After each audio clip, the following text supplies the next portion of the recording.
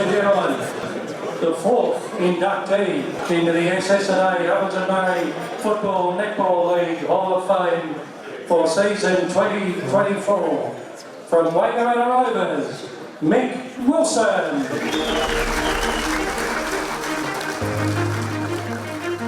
The second member of the famous O&M family to be inducted into the league's Hall of Fame, Mick Wilson was one of 10 debutants picked for Wangaratta Rovers in the opening round of 1987.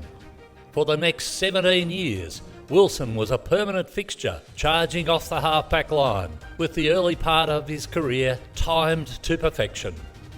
Bert's Babes had well and truly arrived when they stunned Lavington to win the 1988 Grand Final, with Mick's brother Joe joining him in the side that won by 26 points. Mick and Joe were joined by their younger brother Andrew in the 1991 team, which would be the first of 3 flags in 4 years, as Rovers dominated the O&M like few others. The 1991 flag had special significance after Yarrawonga rolled the Rovers in the second semi-final, but the grand final was a wash in brown and gold. The 1993 and 94 grand final wins over Wodonga were equally dominant, with Wilson runner-up to legendary teammate Robbie Walker in the 1993 best and fairest count. Wilson played 316 senior matches for the Rovers, in an era when they won an incredible 32 matches on the trot. But he was equally synonymous with interleague footy, representing the Ovens and Murray 23 times after debuting in 1990. He captained the O&M 6 times, including the unforgettable Country Championships Grand Final victory when it beat Geelong at Birrelly Park in overtime in 1998. Wilson later coached the O&M, with the trophy for Ovens and Murray and Goulburn Valley interleague clashes carrying his name and that of GV legend Stephen Ash, who also had a brief stint with Albury. Mick also returned to his original club Tarrawingi and coached the club to flags in 2007 and 2010. Mick Wilson, a fine player, a great bloke who had a team-first focus, is a tremendous inductee into the Ovens and Murray Hall of Fame.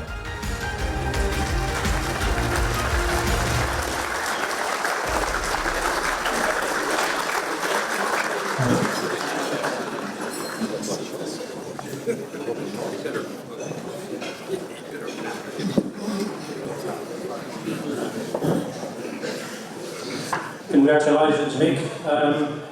I've been really privileged, so I've been around here for about 30 years and other than Graham Nish, I've seen most of the footy of most of our inductees tonight here and going to some AFL games. But Mick, I want to talk to you a little bit more about your family as we go through, but I have enormous respect for you, not only as a footballer, but as a person who's made a fantastic contribution to the community. And one of the things that always impressed me, and I'd like your comment on it, is you're always focused, committed, prepared and fit and pretty much injury-free. And I sort of want to know, is it in your family DNA or is it something that you worked on really hard as a young fellow when you made your debut with Laurie Bert's Babes? Probably the real reason that I focused on fitness, because I wasn't a very good footballer, so I had a point of difference, but I was really lucky because I had so many good role models, Nick Crusoe, Tony Pasquale, Peter Tossell.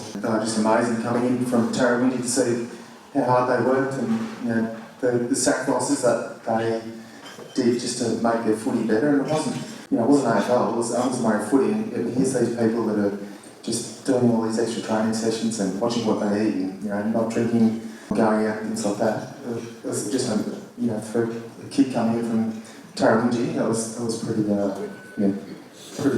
amazing, really. We talked about premierships, and you had a premiership in 88, 91, 93 and 94. You were runner-up to the great Robbie Walker in the best and fairest. I know he won 12, so pretty hard to beat him, but your whole family has been involved in Rovers. And I just want to talk very quickly that Mum, Tony, is in the Hall of Fame. Dad, Chess, on the committee, a trainer. Your wife, Michelle, was a gun netballer. at the club, yourself and then your two brothers, and I was talking to Rob Malavi earlier, that between yourself, Andrew and Joe, without interleague, you played 820 odd senior games at Wanker Rovers, and I think it's probably a record that won't be beaten at any time, anywhere. You played 316. So the thrill of that family commitment, what was it about the Wilson clan that kept you there and still keeps your family there today? I suppose there's only 20 months between Wido, Joe and I, three brothers, so Tony and Chaz will have to explain that. And so from an athletic perspective, we're close together, so we were able to play a lot of footy together, both from Tara thirds right through to, or rarely midgets, which we started off playing footy, which was great. Chaz said he took us to a rally, not into Wangan to play junior league because there was less chance of getting caught .05 driving from Rowley to Tara than there was going from Wangan to Tara. There's coppers on the road. So, and we really enjoyed the experience out at Rowley. We had some great people, the Elkingtons and Yellings, and real country. And we played at Mount Beauty, Wright, Beechworth, Murderford, and so if we had a home game, it was down at sunny Rowley. So a bit more resilient back in those days. Yeah. And I should add that Mick Nolan's Mick's uncle, so the lineage just continues, and we'll talk about his son a bit later. But the other thing that really is highlighted, and I was involved in a little bit of it, but during the league campaign, and I know you spent a lot of time when Bobby Craig was there during that very successful period. You had a commitment to interleague surpassed by very few, and I'm just interested in, after the huge success you had as a player and at Rovers, what it was about that camaraderie and interleague that kept you going, given that you represented the VCFL for many years as well at Stoneman. We're really lucky. We had an era where everyone wanted to play in the interleague side, like Brett Kirk and Guy Regani, Timmy Sanson.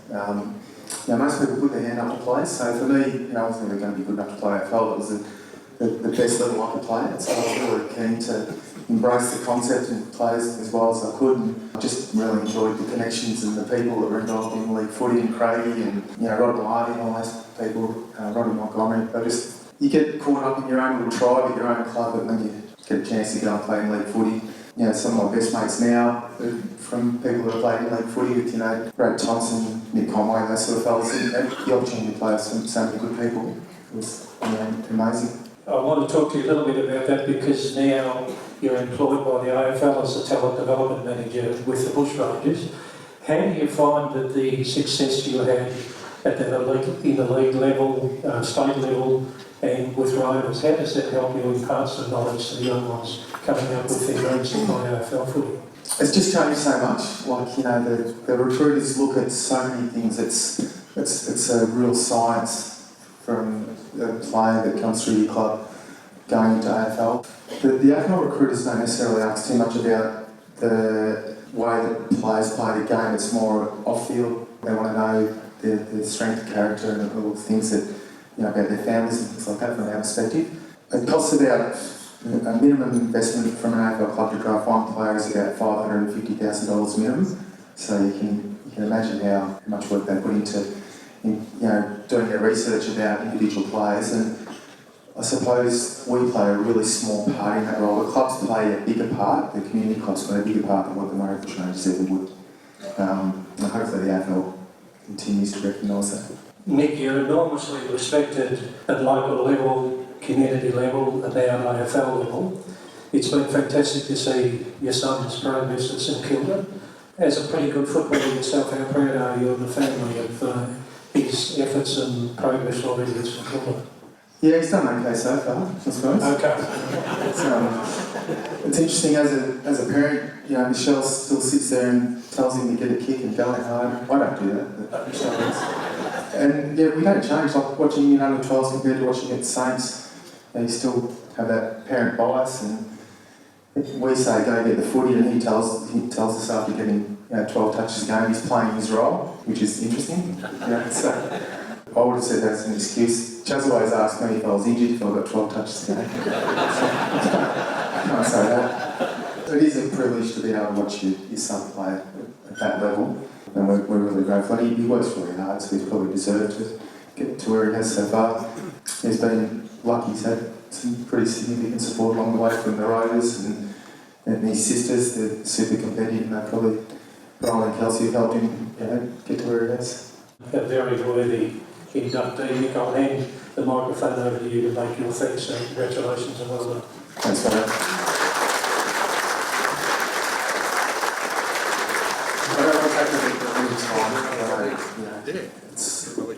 It's hard sitting and listening to people speak all the time, but I'm just really lucky to be here. I feel privileged to be acknowledged by Ron and his team and Rod and KB and everyone else. It's a bit overwhelming because I really don't think that I've got anywhere near the level of talent that the other people around the room have had in getting this award. I'm really nervous about leaving people out, but I will, as Will just mentioned to you, but I'm lucky to have grown up in Tarawinji and had an amazing footy community experience growing up as a young person. So Des Griffin was my first ever footy coach, and Desi was coach of the younger Tara Thirds, which I think was under 18s. Desi's here tonight, so it's great to see Desi. And he just, going to Desi.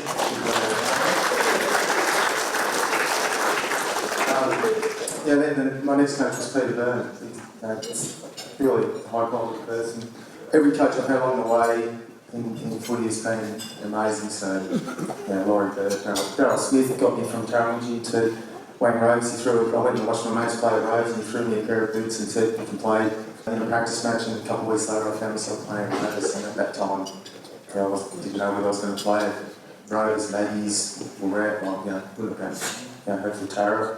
So I'm just really lucky to have grown up in that Tarawinji community. And then coming into the Rovers, rock in and there's Peter Tossell, Nick Crusoe, Tony Pasquale, Robbie Walker, Laurie Bird as coach. How fortunate we to have all those people. And then all the teammates that I had in that period, I valued every teammate equally, so regardless of whether you were number 53 in the team or Jack Guernsey number 1, I really valued the opportunity to learn from the people that were in the team. The football really didn't really matter, but the fact that they chose to play footy at our club was really important to me, so I'm really grateful for having that opportunity to play with so many good people. I know that everyone talks about their family, but I think my family's pretty exceptional. I played with Paul Grenfell in the thirds, and he's my brother-in-law now, and one of my best mates. I'm so lucky to have been accepted in his family. John and Ray Grenfell are the two kindest people I've ever met, and if it wasn't for them, I wouldn't have enjoyed the experience I've had in life and in footy. Just learning from those people was amazing. And finally, just to my family, Tony Chase and my Joe, pretty unique upbringing. I could tell some stories, but it's probably not appropriate in this environment. But I'm really grateful for their support. And then finally, to Michelle and our kids. People think that we really never stop learning. I just admire the way that my kids attack life and have a go at everything. But 2 at uni, Darcy playing footy. Michelle just gives everything to support those 3, and just wherever, every angle I turn, it's just good role models everywhere. So, as I said, I feel really overwhelmed and privileged to be inducted to the Owens Murray Hall of Fame, especially off the lack of talent. And I'm just really grateful for the opportunity and experience I've had. And thanks very much. Good night.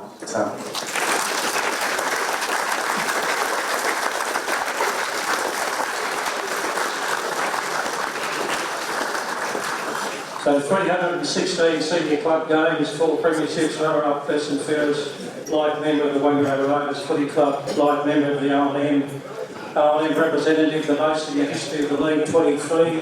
The trophy between the Goulburn Valley and the O&M is the Ash Wilson Trophy.